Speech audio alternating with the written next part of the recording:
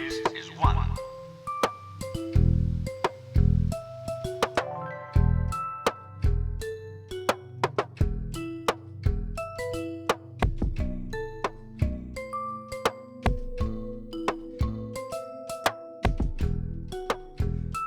Sine 180 degrees is 0.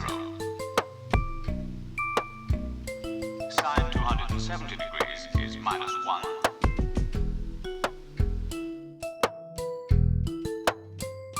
And the sine of 360 degrees is 0.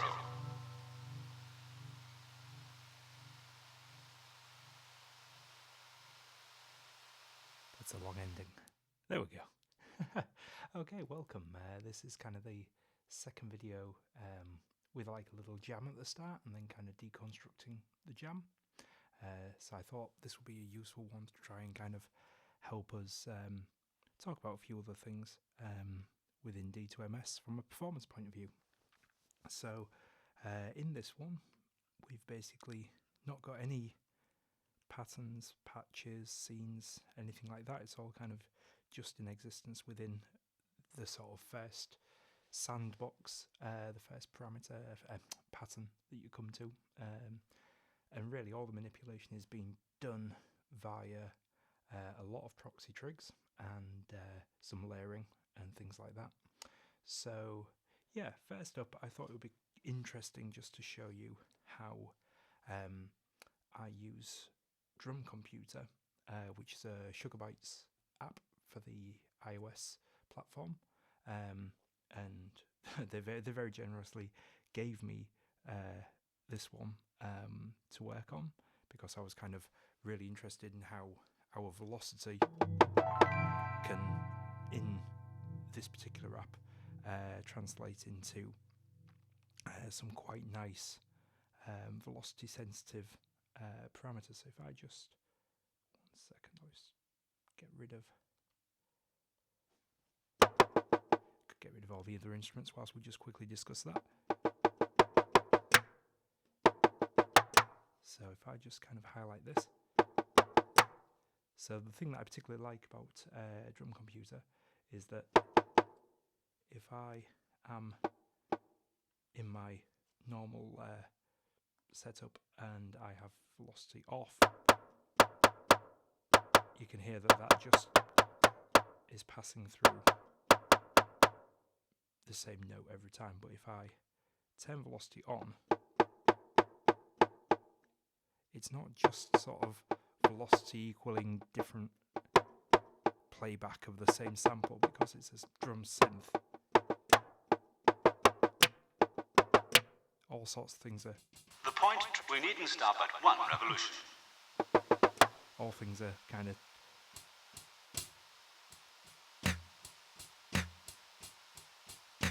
able to change. So it's quite dynamic. Which, yeah, is really useful. So I just thought I'd quickly go through that. Basically anything that's got the little keyboard with an arrow is basically taking velocity from within my D2MS setup whenever I've got the velocity pass through on, and then it's using that within Drum Computer to kind of modulate things, which we've also got the CCs, which we can set up within anything here to control a particular parameter.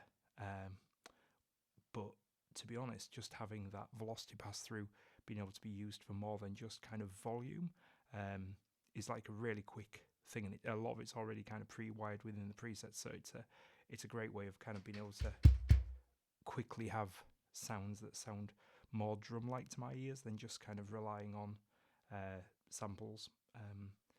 Within, I was using Gadget up to now. I use Gadget from nearly all of my synth and sort of sound settings, but the drums on it aren't particularly that strong, so it's quite nice to have those two as a companion. I also use Koala for samples.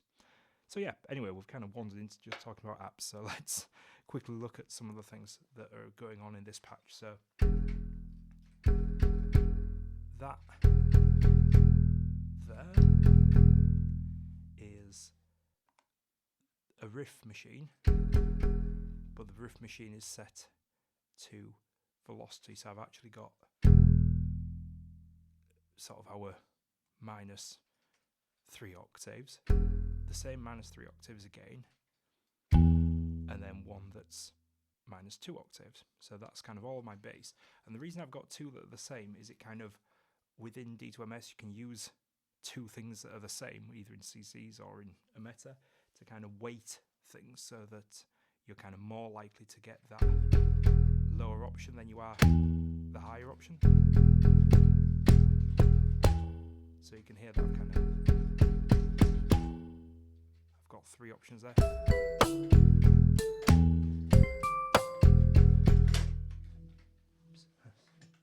Slapped it so hard that it kind of yeah. But yeah, I hope you get the idea there. Then on the snare, the default setting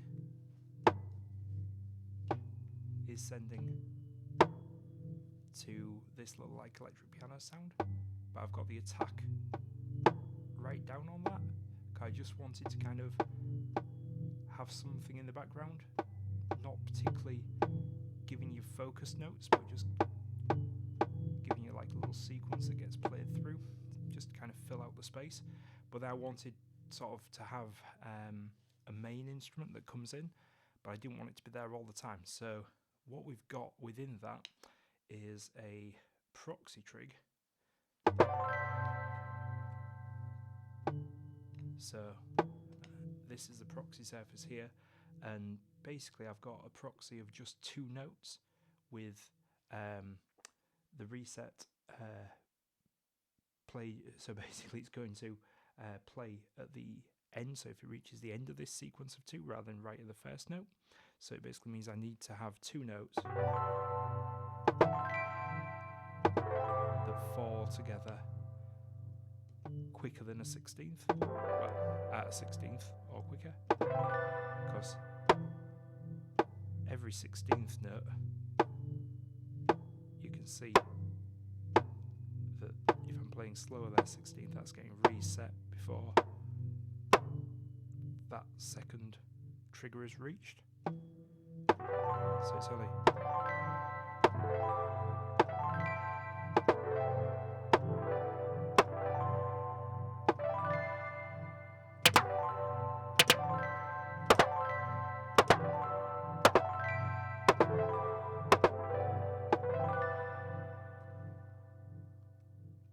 yeah, so that's kind of nice for when you want to kind of tuck a gesture out of the way and have it only come to the fore every now and again.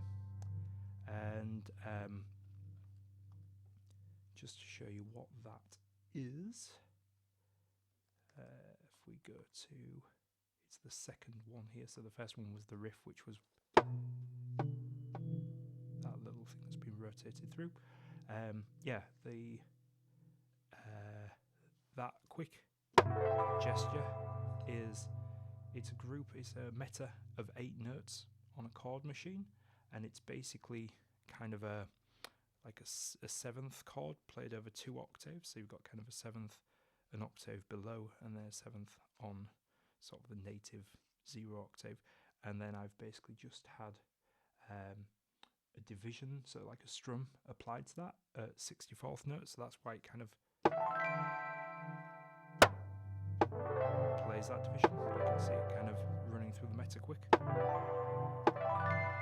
So that's quite nice. I feel like that kind of is a decoupling gesture where you kind of break the notion of one hit always equaling one output.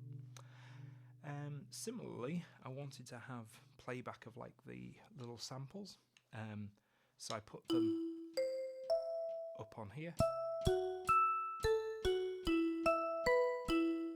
So nothing's really going on there, that's just a nice little note that's playing there. It's actually also triggering my channel 1.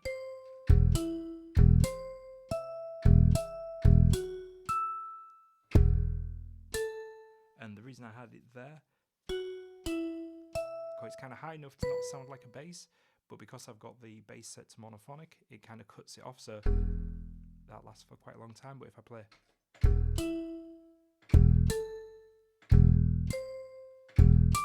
it kind of triggers another note within this second sequence, but because it's higher, it doesn't really sound like a bass anymore. It cuts it off. I could also cut it off using like a MIDI CC that turns the volume to 0 or something, but that's how I did it in this particular patch. And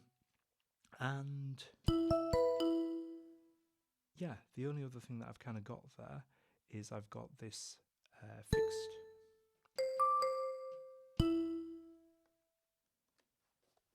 The graph continues to the right Fixed and machine. repeats itself every 360 degrees.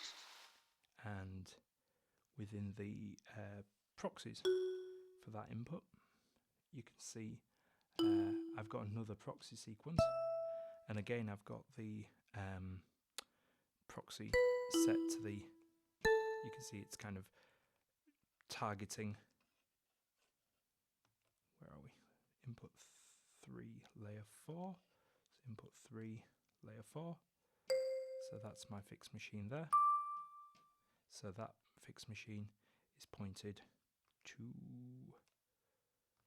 there we go, that fixed machine is pointed to channel 16, which is my koala that I'm using to trigger my speech samples. And you'll notice that the probability is set to 0 natively, because that basically means that it's not triggering itself, it's only triggering when it's triggering through the proxy machine. So that's an important step that I don't think I've mentioned previously. So basically when you've got a proxy going out, you need to kind of set your native input to 0, like turn off the native input. So basically only the proxy trig is triggering it, or else it will be the proxy trig and the native trig kind of both existing at the same time, both triggering the same thing. So yeah, so basically to set that up, I would set my fixed machine, assign the channel, and then use my pressing the input and pressing the layer to turn it from 100% down to 0%, turn it off basically. And then within the proxy, we would change that to sequence. We'd set it so that it is targeting the last step. I've got a reset division of 12, so basically it's quite quick.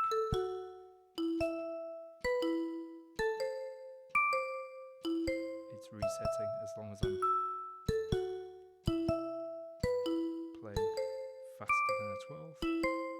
But if I do, It also continues to the left. I get up to 4, you can see The sine of 90 degrees is 1. that's what's triggering it. So that's how that's happening. And then another one that we've not really gone for before. So if I just go to my input 4,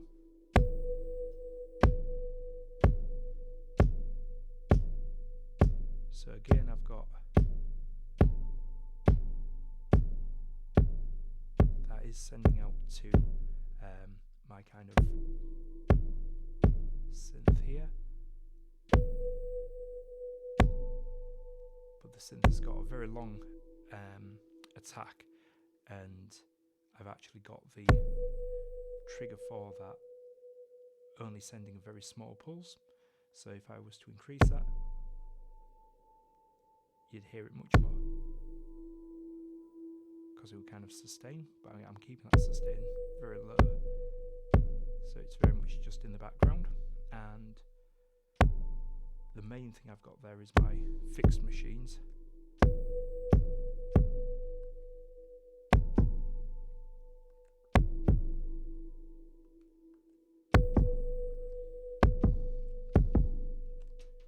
Yeah, it's that one.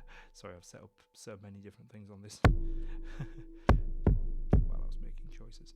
But yeah, so this one, if we go back over to Drum Computer, is just setting, it's just playing this little percussion instrument here, but the machine at the first step is also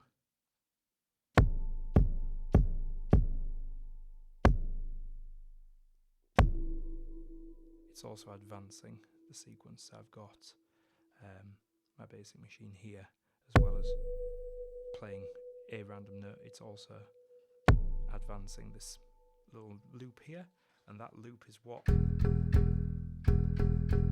my kick drum is drawing its note data from.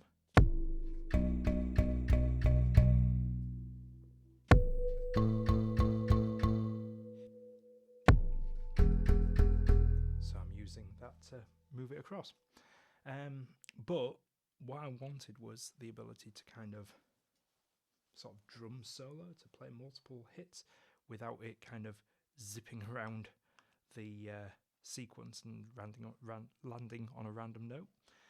So what I did as kind of a little block to that, just to sort of help us, is I put another proxy trig on that input, but this time I put it on the first step, and it's like a count up with a relatively slow reset of half a bar. So that means I've got up to 8 inputs within half a bar, and it's not going to change anything. So that's great. So that basically means if we just go back here, so we can kind of there we go. Oh, actually, that's a good tip as well. We've put a reset key on key 3, and that lets us just quickly bring everything back to 0. So yeah, one second, I'm just going to have a drink. So I always want to start videos. I've coughed for days. Anyway, sorry. So basically, if we do a little...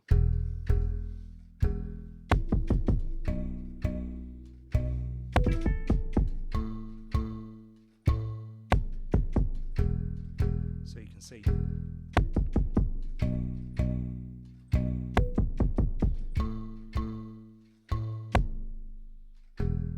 we can have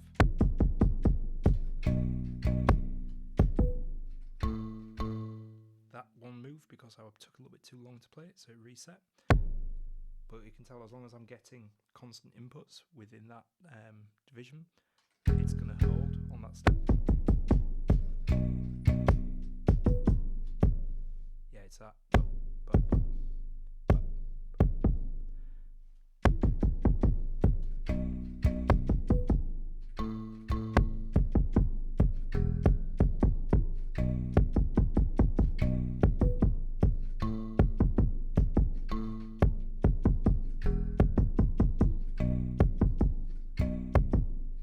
But most of the time I only really want a couple of drum hits anyway, but it's just nice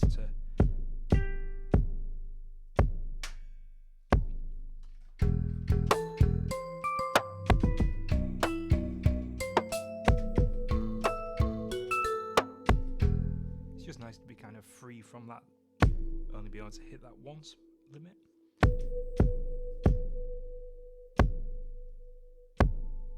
Yeah. So yeah, that's kind of it for how that patch is put together. I hope you liked it. I hope you enjoy watching. If you've got any comments, just drop them in the comment section below, and we'll try to get back to you on any answers. And we'll see you in the next video. Thank you. Bye.